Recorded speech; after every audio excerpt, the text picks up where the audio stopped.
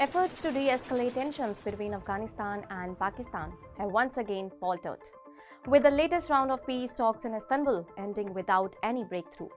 Despite mediation by Turkey and Qatar and a fragile ceasefire technically still in place, both the sides remain at odds over how to address cross-border militancy and maintain long-term stability. Well, let us put a light on background that is a fragile ceasefire tested by violence. The Istanbul negotiations were the third round of peace efforts in recent weeks, following earlier meetings in Doha and Istanbul. The talks aimed to reinforce a ceasefire reached on October 19, which temporarily halted weeks of deadly border clashes. The violence had escalated in October after explosions in Kabul, which Afghan authorities blamed on Pakistani drone strikes. Pakistan denied the allegations, but both the sides exchanged cross-border fire, resulting in civilian and military casualties. Qatar's mediation led to a ceasefire agreement signed by Afghan Defense Minister Mullah Muhammad Yaqub and Pakistan's Defense Minister Khwaja Asif.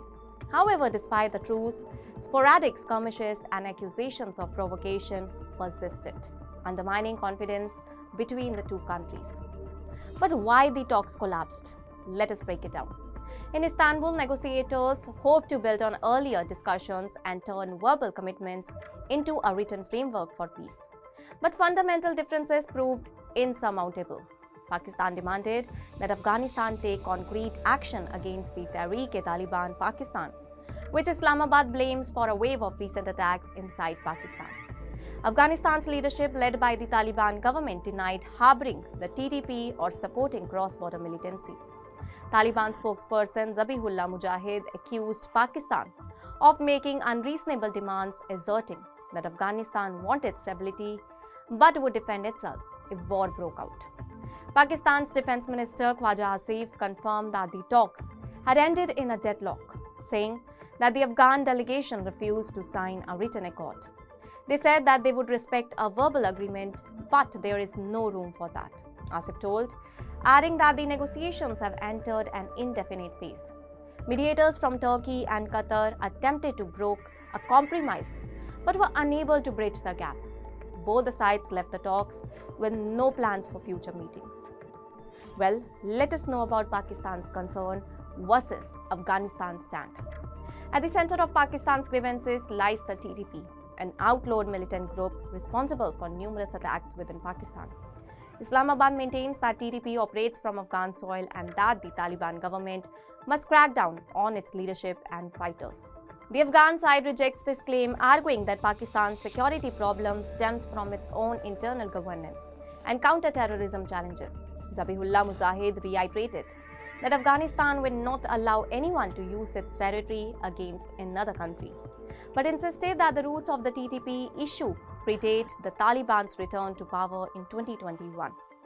Pakistani officials remain unconvinced, pointing to continued attacks and cross-border incidents as evidence of Kabul's inaction.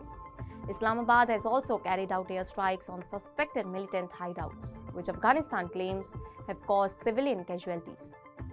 Well, now let us shed light on impact on civilians and trade.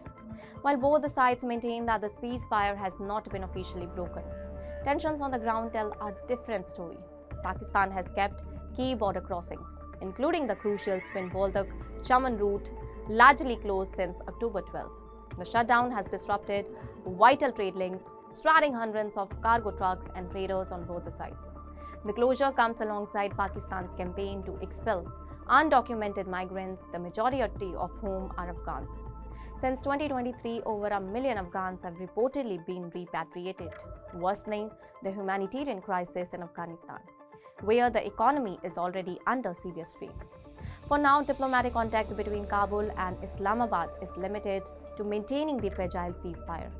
Turkey and Qatar, the two main mediators, have expressed disappointment, with Pakistani officials acknowledging that even the mediators' optimism has faded. Without progress on the issue of cross-border militancy, prospects for renewed dialogue remain uncertain. The absence of trust and a lack of formal communication mechanisms threaten to undo the limited gains achieved through earlier talks. With no fourth round of talks scheduled, the peace process appears to be in limbo, leaving the future of Afghanistan-Pakistan relations hanging in the balance. That's all for now. Stay tuned to the Savera for more updates. Do like, comment, and subscribe to the channel.